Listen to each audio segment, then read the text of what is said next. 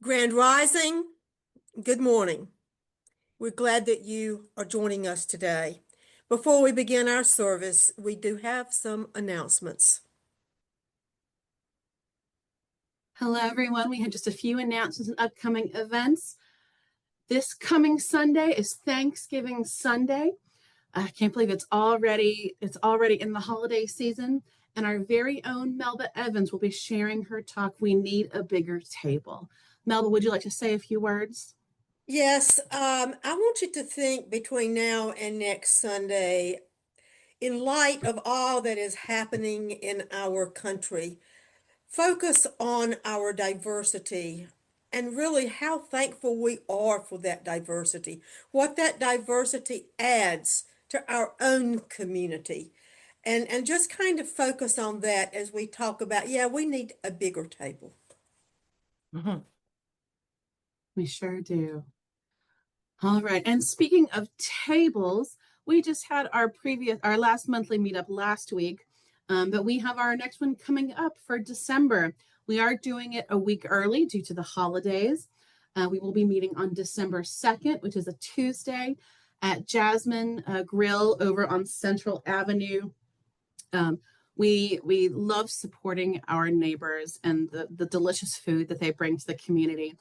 And especially with everything that's going on right now with the ICE raids happening in Charlotte, Central Avenue has been a targeted area. And we want to definitely make sure to support our neighbors. And one small way we can do that is by going and dining at one of their establishments. So please join us at Jasmine Grill on Tuesday, December 2nd. More information can be found in your newsletter, on our social media pages, and on our website. But we really hope to see you there. It's going to be a really wonderful time. And we have some really exciting upcoming events. This coming Saturday is the Yapye Iswa Festival with our friends of the Catawba Nation down in Rock Hill. It'll be on the Catawba Reservation from 10 to 4 p.m. More information can be found in our newsletter about that, as well as on our calendar. And then we have our International Holiday Bazaar coming up at Refugee Support Services on Sunday, December 7th from 12 to 4 p.m. This is an annual fundraiser. This is the fourth year that we will be raising funds for refugee support services. So if you know of any artisans, makers, or crafters that would like to have a table at the bazaar, please let us know and have them reach out or connect them with us. It is free to set up a table. All that we ask is that if a vendor is not a member of the refugee or immigrant community themselves, that they make a donation that day to Refugee Support Services. But if you are a member of the refugee or immigrant community, you keep 100% of what you make. So it's a really, really important event and a great way to give back to the community. And then we have our Wedgwood Holiday Lunch coming up on Sunday, December 21st at noon. We're not having a service that day. Instead, we will be meeting at Portofino's on Park Road for our annual holiday celebration. More information can be found in our Wedgwood Connections newsletter, on our website, and on our social media pages. And I'm going to pass this over to Melba. We were just discussing during our coffee and conversation time all the tragedies that are happening in our own city right now as we speak. And this is a time when we need all hands on deck. Everybody needs to have eyes and ears open, be on social media, find out what's going on in the city, and we just need to share this information so that we know what's happening when it's happening. So we need everybody. We need reporters. And get the information. You can post it yourself on our leadership link or our staff link, and then I can share it with the other links, and Liz can share it. But we need someone also to step up as a leader to be sure to get information to, I guess, especially me and Liz, and give Liz ideas of what needs to be posted. Is there some place we need to be at a certain time that she needs to get on our social media. We need your help and support. So, and we don't have to just include Wedgwood members. You've got a neighbor that's very engaged, tell them, I need your help. Well, our church is trying to get something together, help us. And this is a good way to bring people in as well, people who are passionate as we are about this issue, and they see that we are passionate and bring them in to our community. So we're hoping someone especially will step up and take the lead in this. But we're all reporters and we're all supporters. We need everybody because we can't see. It's happening so fast. We can't see everything. We need to know who needs help, when, and where. So please get in touch with us, email the church, and let us know if you are willing to step up and take the lead in this. Yes, thank you, And people Melba. that are reporters and supporters, whoever the leader is, could also get that information to the leader, and then the leader can decipher through it and get it to us. That's So we're right. trying to organize. Thank you, Yes, Liz. absolutely. Yeah. And if you have that information, feel free to email Wedgwood at wedgwood.church@yahoo.com. You can also send us direct messages through our social media pages as well. But reach out. We would love your help. We need your help. Thank you very much.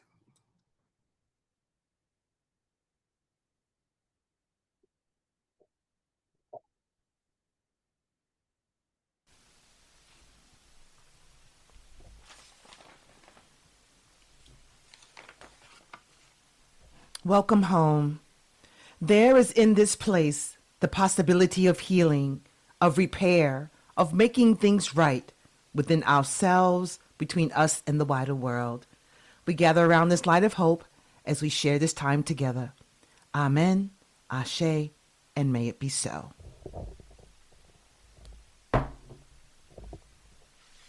This is a hard time to smile and laugh.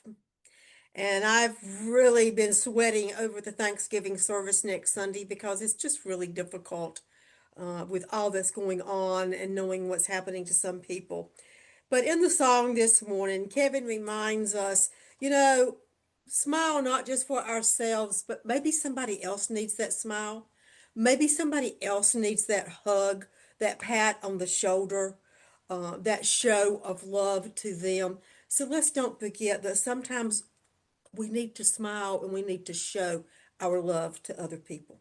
Think about that. Give somebody a hug, some love today. I love the way he said, hold your head up and whatever comes, face it strong and smile.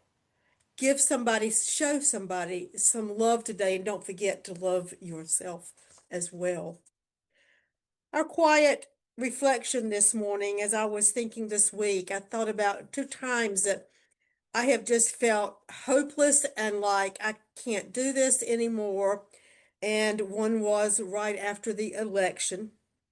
And many of us felt that way, like we had been hit with a ton of bricks that morning. I felt angry, I felt depressed, and I was mad at myself because I was feeling so much hate for so many people. And I realized that my hate wasn't towards people, it was towards white supremacy. I hated patriarchy, homophobia, transphobia, xenophobia, racism, sexism, all of the above. That's where my hate was vented toward. And at that time, I turned to my favorite spiritual practice, which is getting on my back porch into nature. And we talked last week about that very same thing. Uh, and with Howard Thurman. And that was what he felt. He found God in nature. And I tend to feel the same way. And this week, when I got up and got the text from my dear, sweet Honduran friend who was hiding in a closet, I felt the same way. I felt so much anger and so much hate. And I retreated again to the back porch and sat for a little while and text with her. And I want you to think about that this week. Take some time this week to take a walk, get out in the woods, take a deep breath, And also think about our community. We are here for each other every Sunday morning and all during the week. We're messaging each other, we're testing each other. So we're not in anything alone. We are all in this together. And if you've ever been to California and seen the redwood forest, I want you to think about those redwood forests for just a minute. I've always marveled at how those trees are, and that 10 people can join hands around a tree and still not get all the way around that tree because they are so huge. And yet you may not know it, but their roots are surprisingly shallow. Standing alone by itself on a hill, a redwood could easily be toppled over by a strong wind. But redwoods grow close together, and under the ground, their roots intertwine with the other trees around them. And not just the tree next to them, but trees 100 feet away. Their roots are intertwined. It's a vast network of strength. When the winds blow and the rains pound the earth, they stand firm together. And some have stood there for more than 1,000 years. We have some difficult days ahead. So when you find yourself struggling, think about those redwoods and think about this community and how we stand together. We are held up by the combined strength of each one of us. Every single person in this community is needed.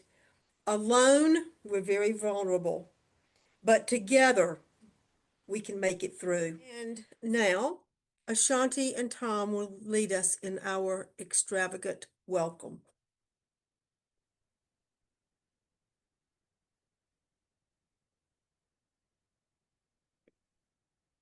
We are all welcome here. Welcome to a community that works for peace, justice, equality, and the care of Mother Earth. We are all welcome here. An extravagant welcome to you because of your gender identification, sexual orientation, ethnicity, economic situation, physical and mental challenges, doubting or believing, being depressed or full of joy. We are all welcome here. We are a community of curious and creative spiritual seekers, striving to learn and embody the way of Jesus and other spiritual leaders. We are all welcome here.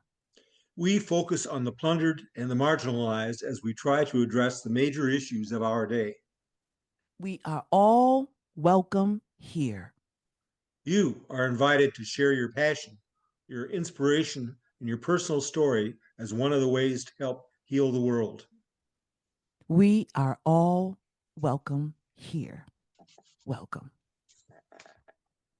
Everyone is welcome at Wedgwood. We come to our time of meditation and prayer. We still want to remember Connie Green Johnson, who is recovering from her health issues and receiving a pacemaker. And you probably saw this week in the newsletter my aunt that I was telling you about, who just celebrated her 91st birthday a few weeks ago, fell in her kitchen. Oh, yeah. And so she is recovering from that. No broken bones, but bruised up pretty badly.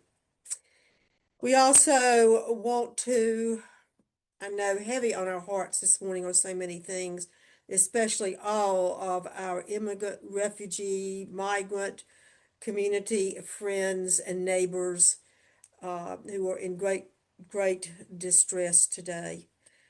And we'll take a moment today. Is there anything else anybody would like to say or remember? I would like for us all to remember that the world is such a chaotic place sometimes, and it can feel so hopeless. But it's important for us all to remember that no act of kindness, no act of compassion, and no act of resistance is too small to be a part of the change that we wish to see in the world. Everybody can do something. We can't do everything, but we can all do something. Absolutely. We can all do something, and this is a time we all must do something. Then we're going to hear from Desiree this morning, and there are so many women like her out there who have experienced so much trauma, and men and children, so many people who have experienced trauma. And we think this week, as was all the discussion about the Epstein files and all of the women and young girls that were abused in that horrible, horrible situation. So there's just so much trauma that so many people have gone through, and we don't want to ever forget their needs either. So let's take a few moments of quiet. If you believe in prayer, use this for prayer time. If not, just a quiet meditation. And sometimes we all need a little time to sit and think about ourselves and what can I do? How can I be a better neighbor, a better friend to all of these people who are suffering? So just take a few moments of quiet.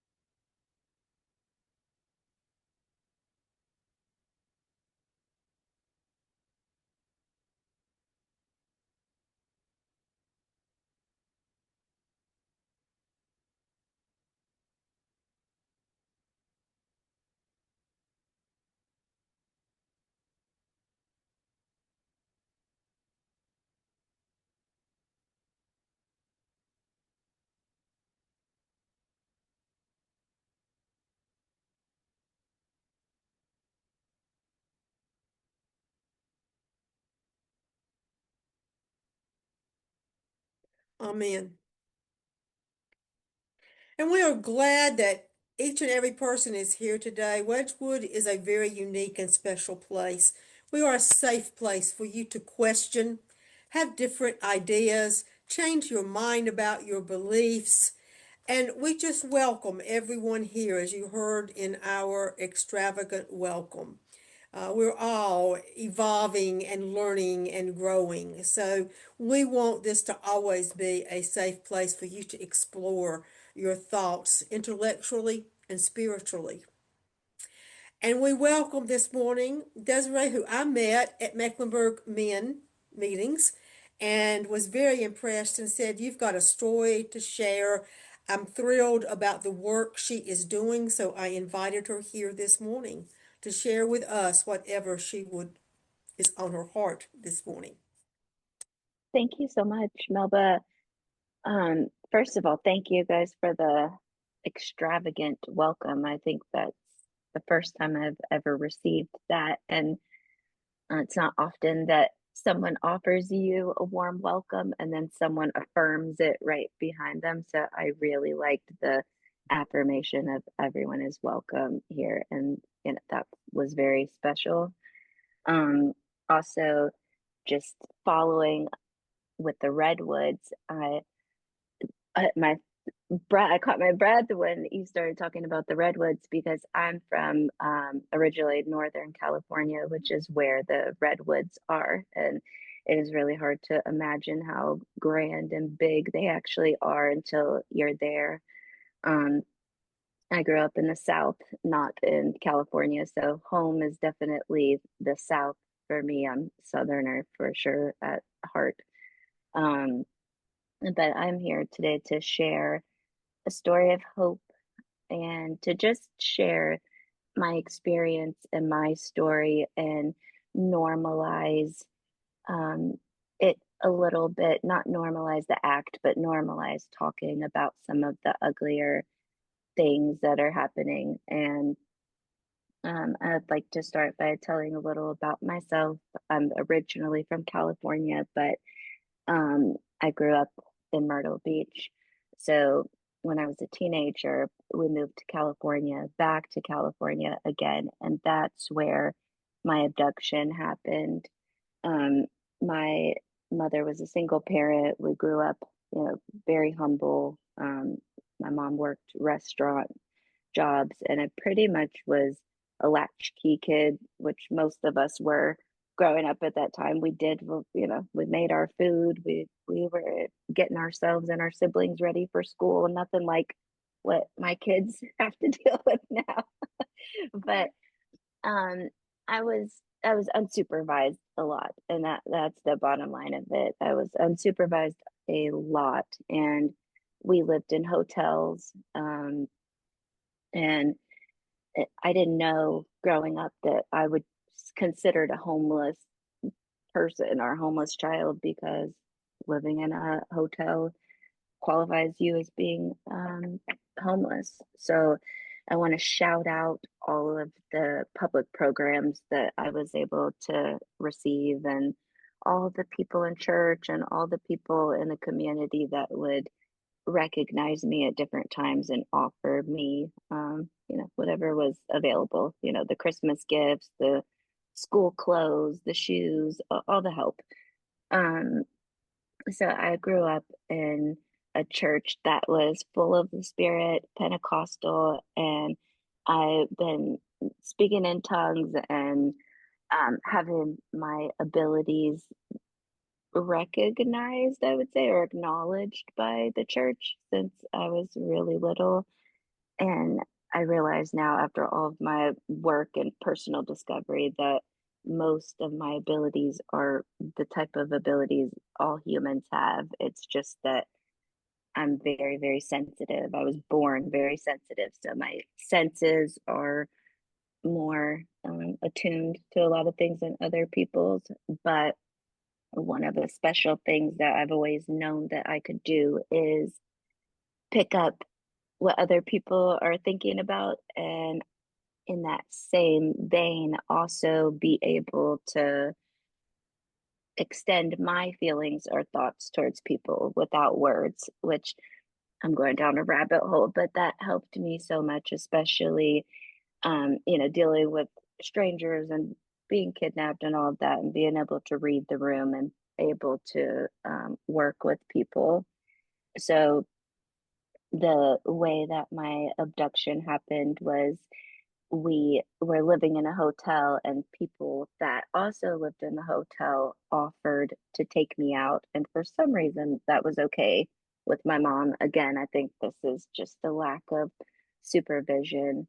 And so they ended up taking me out. And long story short, that night I went to jail, and I was only 13 years old. And I had no idea what to do in jail. And so I ended up going completely underground that night by coming up with a new identity. And so that is how I think a lot of children end up missing and never are found again, is because there are different identities, and all of the things that happen when you are taken away from your family.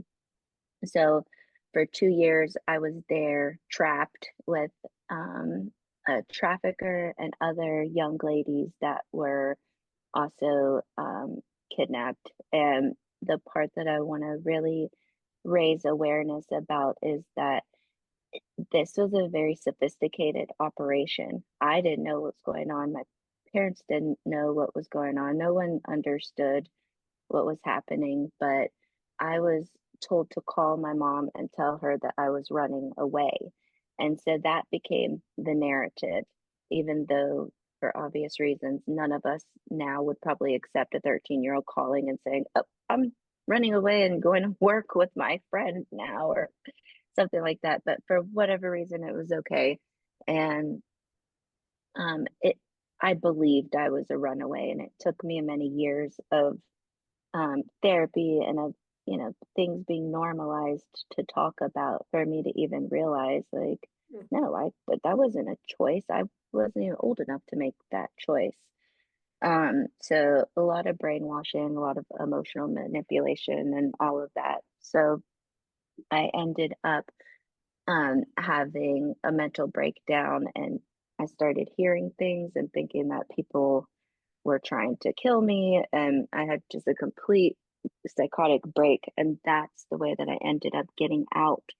I called the police and I said someone was trying to kill me, and at that point I knew if I had to leave, I had to leave, because if I came back, I would never live that down with the pimp and the other girls. I would be killed if I went back after snitching, which I didn't even snitch. I just called for the police and then left and got a ride to the hospital with an ambulance. So after that, the re-entry process was really, really difficult for me because I didn't have any idea that um, I I didn't have any idea what just happened to me. It was all a blur. And so the only help really that was available at that time, I'm 41 now. This all happened again. I got out when I was 15.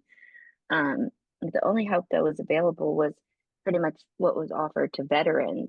And so my trauma is recognized as being very similar to a war veteran's trauma because it's complex trauma, meaning you're stuck in a bad situation for quite some time that's threatening your life. And that does something different to your brain than just like a one time thing, like a car accident or a family death or something. So it changes you. And people people thought I was on drugs because I was so out of it, and not I was not with it. So I took it slow. I got a GED because I was already too behind in my education, and I was pregnant and I didn't know it. Pregnant by the trafficker.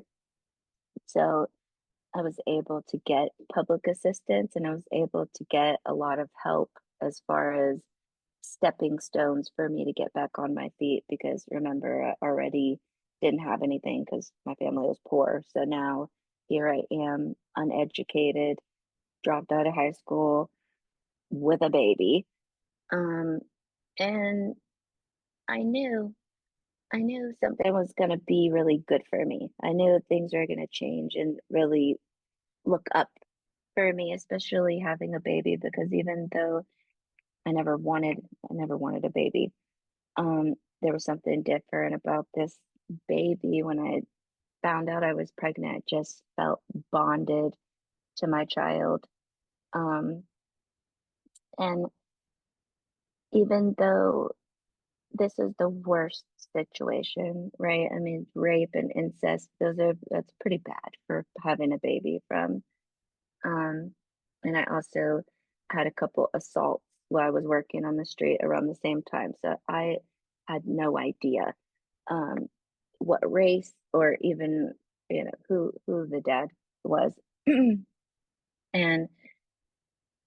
I don't want to give too much detail about that, but now I feel like I should. So we were really safe on the streets, but it was the times that I was assaulted that would have caused a pregnancy, that and the trafficker. So um, when I found out I was pregnant, I was 4 months along, and at that time, abortion was still an option. And looking back now, being 4 months along, the baby is pretty well developed.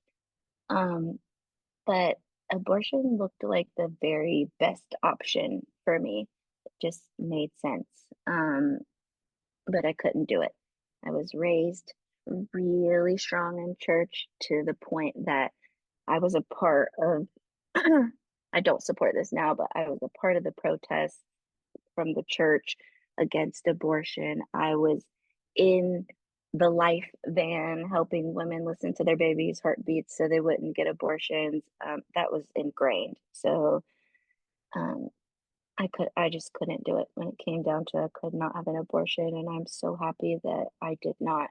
But I had that choice back then, and I think women should be able to choose that if they feel it is the best, because most 15-year-olds that got pregnant by their pimp and only have a seventh grade education aren't going to do too well with a baby.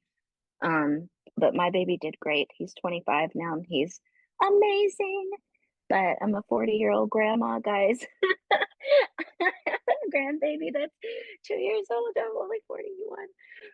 So the reentry process was really hard, but I leaned into my faith a lot. And although some of my spiritual views have changed, the core of me still remains the same as always. And having that connection and having a church community, um, just that's the thing. That is the thing that was like somebody threw me that lifeline. I was drowning, and someone threw me a helping hand, and it was not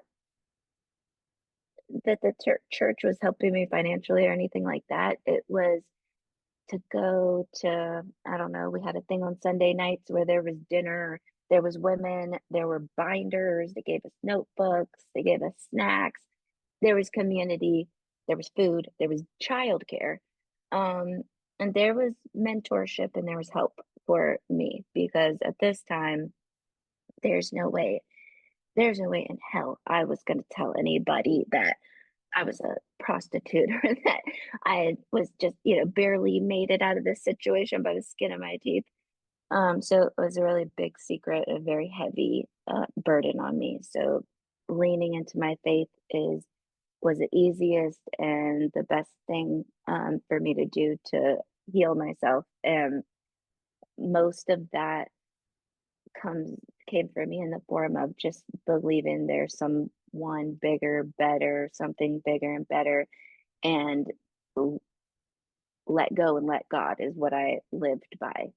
Now, this is not a part of my speech. Now, I personally feel like let go and let God is spiritual bypassing, but I needed that at that time. I needed to be able to just not try to hash out all that stuff because it wouldn't have just been about trafficking or prostitution or any of that. It would have been acknowledging a lifelong of abuse. So um, for me, just having a church community is everything, and I don't want for anyone to ever overlook their contributions. You never know what people are going through, and I've always looked young and innocent, and people do not think that I carry. They say I carry my past very well, but that you wouldn't necessarily know it. So at 15 or 16 years old, yeah, I had a baby, but you would not know that I was carrying these really, really big wounds. Um, I ended up getting a GED and I went to college and I went to school to be a paralegal. I wanted to be an attorney, but I said, well, I need to make money. Nobody's going to take care of me to go to law school. So let me be a paralegal first and I'll get the experience, see how that goes, and then I'll go back to college.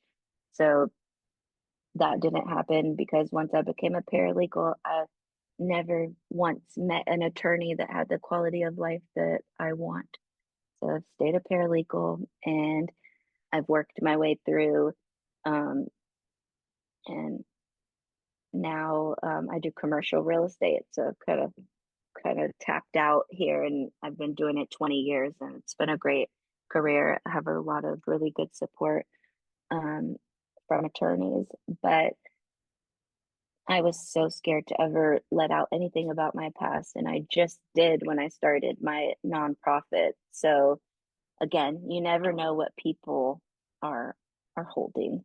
There are some signs, if you want to know, I can tell you. There are some signs when you're dealing with people that may have these sort of issues or past, and a lot of it would be um, maybe things don't quite add up, or they don't quite. You can sense that a person's not telling you the whole story. You kind of get that little feeling like something's a little off with this person. It may not be that they're a danger, but that they have some trauma or some things that they're working through. um I also want to talk about how much community has meant to me and how much it means to me now, which is why I started Survivor Sanctuary. So after all of that ordeal of coming back, it was basically re-entry, like from prison. There had all the same issues, education. I now had some type of criminal background, which that's a whole nother story. That's a whole nother ordeal. Um, I didn't know how to manage money, didn't know how to take care of a baby, didn't know how to take care of a house, but um, I had help. I had a lot of ladies that were matriarchs that saw me and just kind of took me in and helped me along. So I normally found those ladies in church, and I would never ask for help. But if you get that feeling about somebody and you see yourself in someone younger and you feel that pull, I'd say, go for it. You never know. Um, so having community was everything. I had a hard time, raising a child by myself, but I got married, I've had two other children, and fast forward to now, finally stable, finally have a career, finally have all the things, finally go to the dentist regularly, all the things. And now I feel like I've been working on my healing for so long that I'm ready to give back to others. So this year, I launched my nonprofit Survivor Sanctuary, which is me sharing my passion of yoga and trauma healing with other ladies and men who have been trafficked. And what started it is that I joined a support group for myself, mostly. And let me know if I'm getting close on time. I joined a support group because I was having intense emotional issues, and I'm always working on myself. I'm always doing better. I'm always in therapy. I'm always doing this, always doing that. Nothing was working for certain blockages, like relationships, like love relationships are a problem. Being rejected is a problem, and it would cause severe overreactions. And that's another kind of way you can tell somebody's got something they need help working through, or that they just have something in the past, is super explosive, angry reactions. So I, I sought out help from other survivors in a Facebook support group, and I saw how many people had the same story as me, and there was no help available because domestic violence doesn't really, that's not the same thing. Um, there's several, being a sex worker is not quite the same thing, because if you're trafficked, that wasn't a consensual choice. And then therapists, even pastors, have been incredibly overwhelmed by this. And I also apologize if I've overwhelmed anyone by freely speaking about this. I talk about it every day now, and I've become a bit desensitized. So I apologize for no trigger warnings or anything. I'm trying not to get graphic, but I talk about this so often, daily, that some things just kind of slip out like it's normal conversation. But what I found is that it, it's not the young ladies who are just coming out of being trafficked that are looking for help. It's the ladies that are my age now that are looking for help, because after 40 years of seeing a pattern, you realize there's a common denominator. So it's like, I can't keep on just trying to say, oh no, that was a one-time fluke. I just, flipped out on this person about that. And I know I was totally out of line. Um, but you see it happen with the same, you're dating the same guy over and over, and you're doing the same thing over and over. And finally it's like, this is madness. Like, something's wrong here. I gotta figure this out. So I've sought out help, and it's not really there. The therapists are not trained in this area enough, and they could never get enough experience to get desensitized to it, because unless they specialize in this, Keeps it's coming. very it's very overwhelming. So I had trouble finding help with a therapist, and then I didn't want therapy anyways because nothing was wrong with me, and all that whole thing. So my most help that I found was simply through people showing me love. And most of it just came from the church because that's the place where love is given freely. So um, I wouldn't have made it without all of the advice, the help, the donations, and just the motherly support. My request of the church, I saw that there was a place where I should ask for something, or I should figure out, some ways that people can help or people could help me. And I have no idea because there were so many angels along the way that were just there to help me. Like, I had a mental breakdown and I was in the hospital.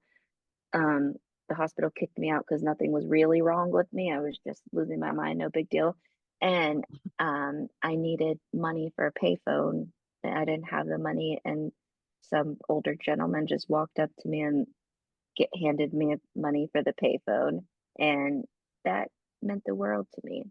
So being aware, being able to kind of tap in and tune in a little bit to people, and I can tell I can tell by looking out here that we have some other highly sensitive people in here, and I know how hard that is when you can sense other people's emotions, or you can sense things around you and you don't know what to do with it, or it feels intrusive. But the way I lean into my gifts or abilities is to kind of keep that open and respond in a way that still feels positive and true to me. Like, if I can clearly see this person is over here, struggling to buy a burger, I'll just buy their lunch, or anything like that.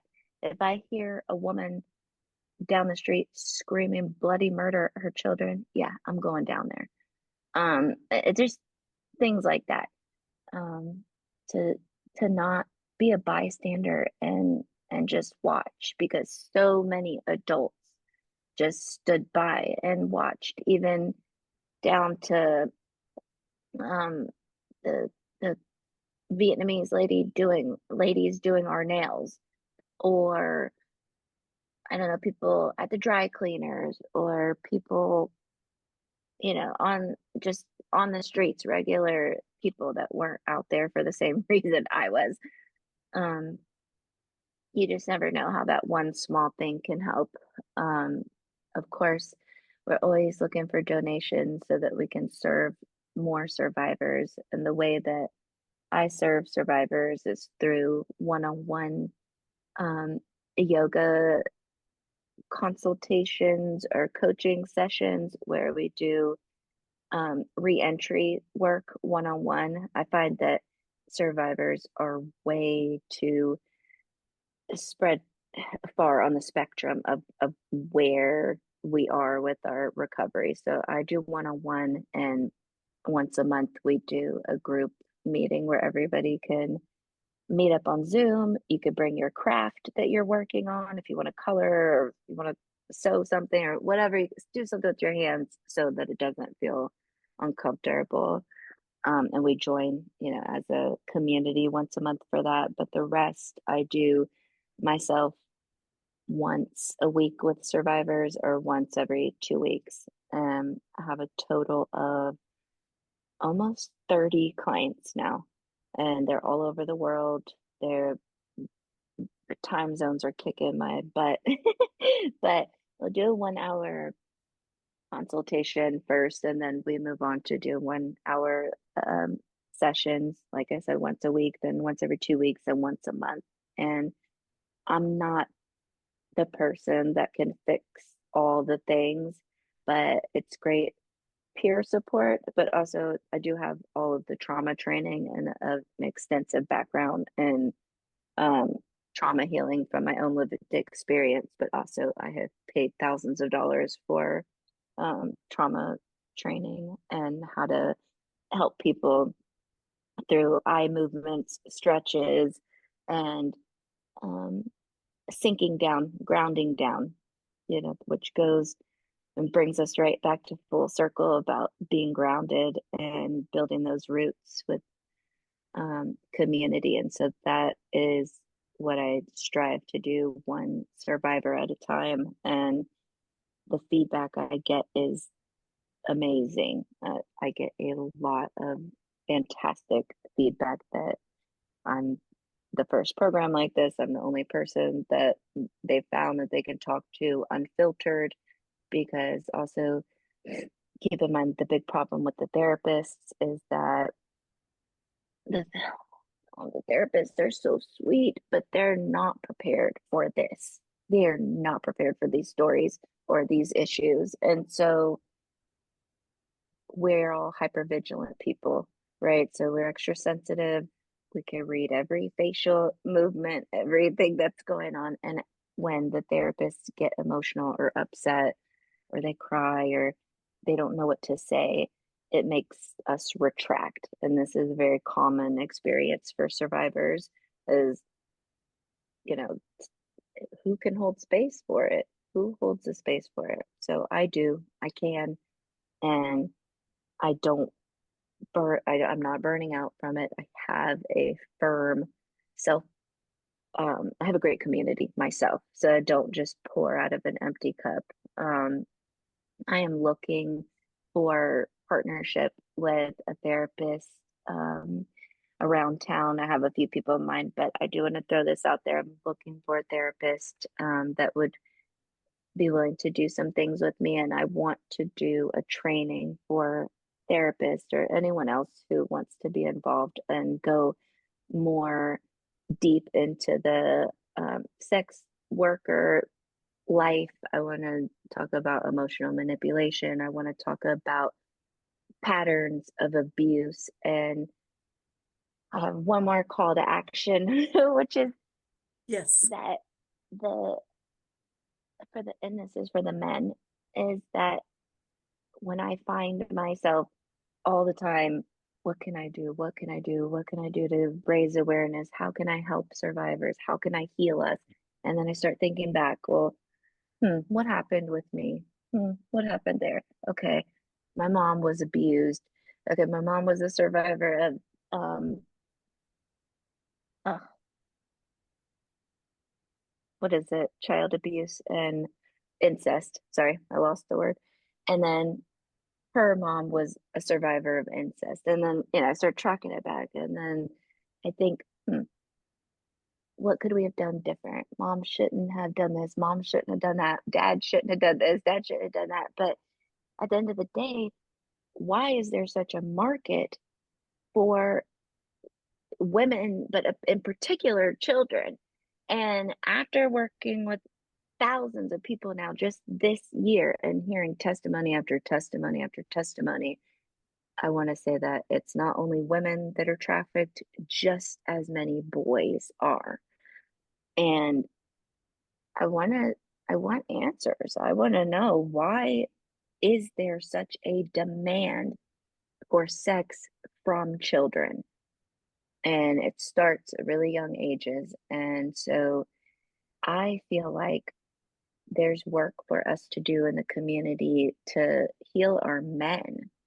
And I don't have the hormones of men. I don't have the makeup of a man, but I have dealt with so many men at this point as a job that there is self-control that is missing, and that we could be teaching our sons this early on, but I don't know how to do it.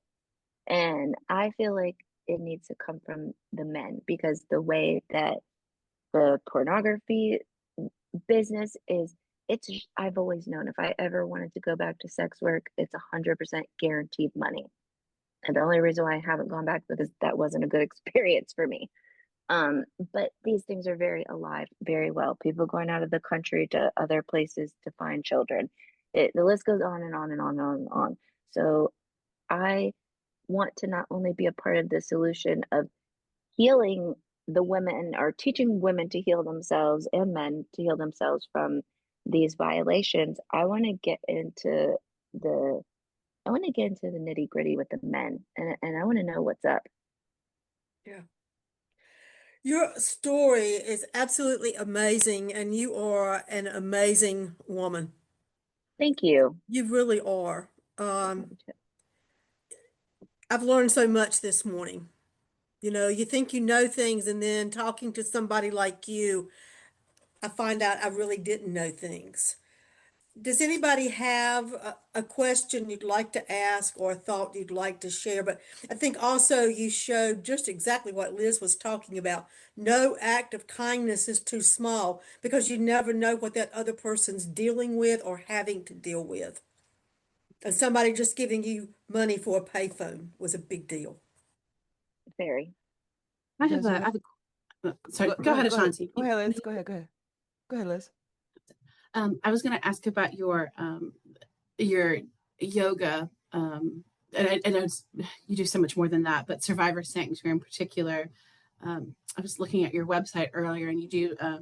It's such a mind-body connection, which I think is so beautiful, and sounds like it's a really important part of processing trauma. But I was wondering if you have worked with any other organizations in the community, because I know that there are other folks in the community doing this work, but I don't know if they come from your perspective in particular. So, Yes, what has your experience been like working with the community, the larger community? I have a couple of exciting ventures that I've been a part of. One of them is a place called breathworks in town, which is they have small, well, like 30 women at a time, 30 to 60 women at a time. They'll have small cohorts where they do life skills training and reentry programs, and they'll bring me in as a complement to that. So I also have local clients from there that I meet through BraveWorks. I also teach at Safe Alliance, domestic violence shelter. And my experience has been that across the board, we all have such, I mean, our experiences are the same. Even if you didn't have this severe of trauma, we've all had some crap go on. And I don't ever feel like, because I hear, the worst of the worst stories, I don't ever feel like you shouldn't even be complaining about that because at least I Yeah. don't do that now. That was definitely a phase to come through, but I don't trauma compare, but we all have the same type of issues. So people that are coming out of jail, people that are coming out of trafficking, people that are coming here from other countries, people that, have other, situations that they've had to come out of and restart for whatever reason. We all need the same things. We need love, we need support.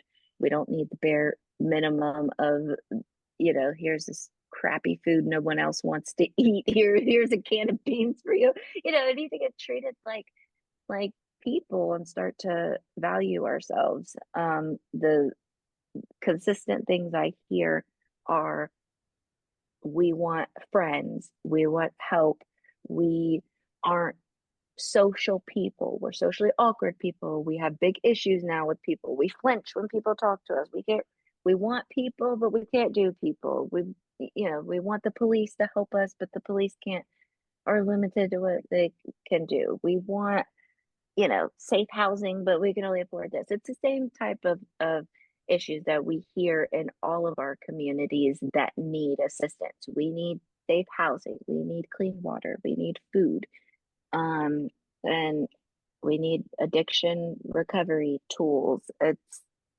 pretty much that's my experience has been the same working with survivors in France as it has been working here in Charlotte.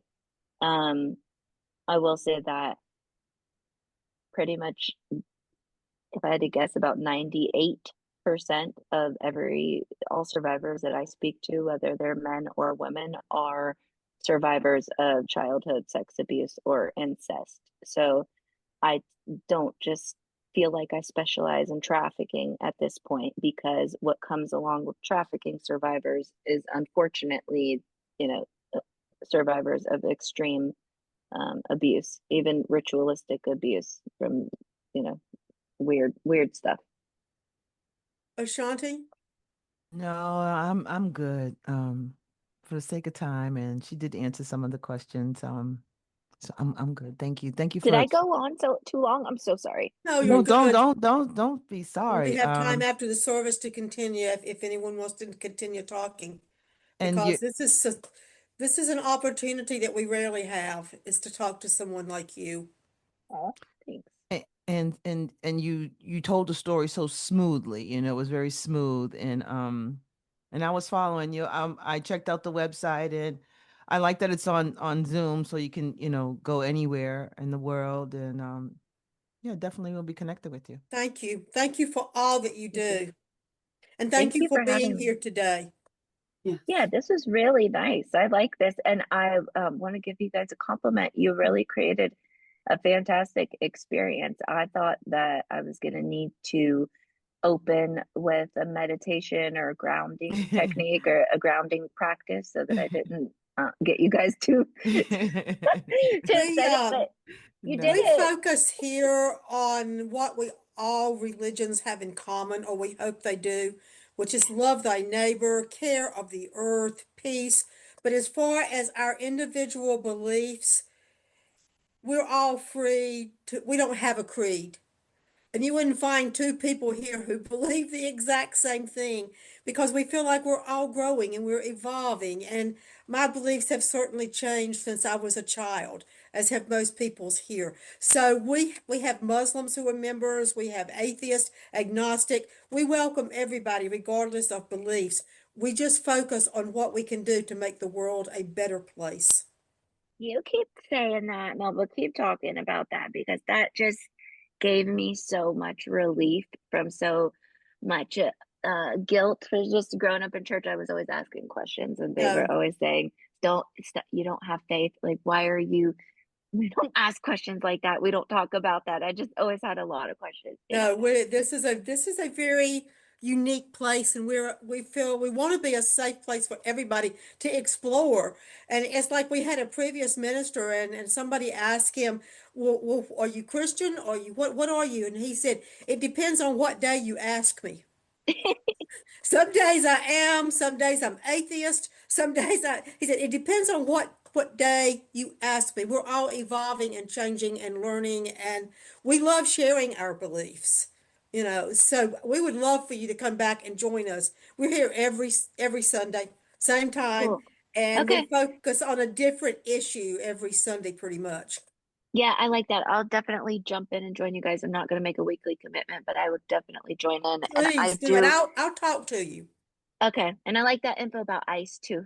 Tom, thank you for all that. Yeah. I'll Well, drop and this our is a huge problem with our refugee community, the sex trafficking. yeah. Huge. I know. Well, I'll drop the link to our newsletter, Desiree, in the chat. You can sign up for our newsletter. That's a great way to kind of hear about like upcoming events and talks that we have. So if something strikes you, that's an easy way to stay in touch. Okay. We try to be spiritual, but we don't want to tell anybody what to believe or not believe. I feel that. Ashanti. Liz, you got the video? Yes, I don't know if you want to Oh introduce. yes, I'm sorry. Yes, You're good. You're good. yes. Again, I'm still involved in her talk. My Oh, I mind is know. my mind is moving. It was Yeah, powerful. yeah, it's pretty powerful, and I can connect with. A lot resonated with me. So yeah, so I was in my mind. So sorry. Thank you so much, Desiree, for sharing your story, and we appreciate you sharing your story, because a lot of people can heal by hearing other people's stories. And in closing, we will listen to "Rescue" by the artist Lauren Daigle, a song that captures the cry of those who feel trapped and invisible. But this song also reminds us that no one is beyond the reach of hope and redemption. As we listen, let's remember those still trapped and celebrate those who found freedom. Listen to the song, listen to the lyrics. Thank you. We appreciate any support that you can give to Wedgwood for our ongoing causes of social justice. We are on Zoom. We're not paying for a building or stained glass windows or bathrooms. The money that we have goes to help people in social justice situations.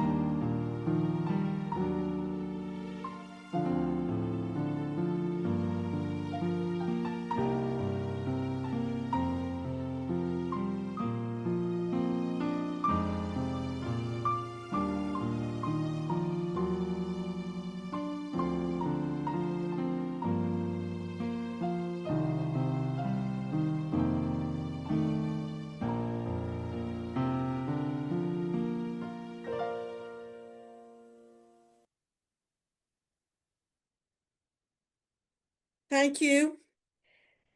I heard several call to actions this morning. I wrote down, don't be a bystander. Don't just sit and watch. And I think that's our message at Wedgwood every Sunday. And small acts of kindness. You never know what some small act of kindness means to another person. And also, Desiree mentioned she's looking for partners. If you happen to know anybody that you could help her with that. And Desiree, if you'll send me your donations link, I will put that in our newsletter to go out this week. Did anybody else hear a particular call this week?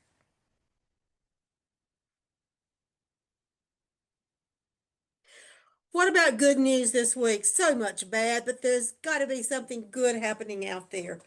Can anybody share anything good that's happening? For me, good that's happening was Desiree coming this morning. This is a voice that I think most of us haven't heard. So hearing you, as traumatic as the story is, it's given me so much to think about. Other good Well, news. I helped rescue a dog. There was a dog. There was a dog inside a truck, like a big delivery truck, like a 20-foot truck, and we just went past the truck, and I saw the truck move, and then I hit the truck, and the dog was barking. So the dog had been there for it seemed 3 days, and so I finally called the fire department, and the fire department called the police, who called the animal rescue, and all of that. So the truck is gone, and the dog. I don't know what they did with the dog, but they got the dog out of there. But it was cold, and I can't imagine the dog being in the dark, and he was in the back of the truck. So, so I helped rescue them. I felt good about that, and I don't know what kind of dog it would sound like a big dog, but that was good that happened. That I walked by there and I heard the dog, and we did something. Thank you. And Tom I and Reggie are back from a trip to Pennsylvania. Welcome back. Thomas? Yeah, my daughter got her crawl space fixed. She had substantial water damage underneath her house. It was bad, bad news, but it's now fixed. Wonderful. Think there's always some small acts of goodness, and we have to look for those in this day and age. It's hard sometimes to find them, but I want us to remember today that the spark of love resides in each and every one of us, and we're all free to act on that love or not act on that love. If we choose love, how will love shape what we do? If we choose love, how are we going to let it improve our actions? If we choose love, how are we going to treat those around us differently? If I choose love, will I still find it on the days that life gets hard? If I choose love, will you also choose love? Love begets love, and it is love that lights our way.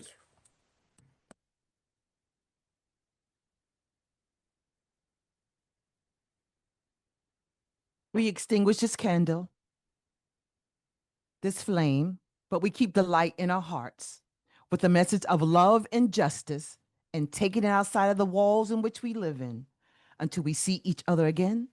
Amen, Ashe, and may it be so.